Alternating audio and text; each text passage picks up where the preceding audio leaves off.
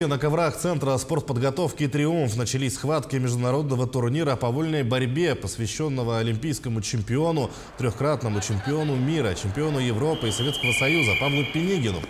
На ковры выйдут более 500 спортсменов из разных регионов России, а также гости из Белоруссии, Казахстана, Монголии и других стран.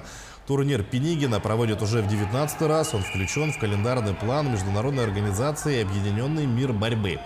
Предварительные схватки и полуфиналы пройдут сегодня и завтра, а в четверг вечером зрителей ждут схватки за золотые медали турнира.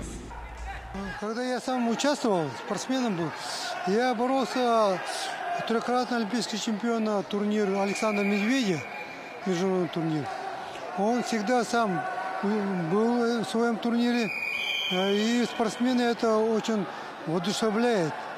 Хочется себя показать с лучшей стороны. Главное здесь не только борьба, а общение друг с другом, дружба.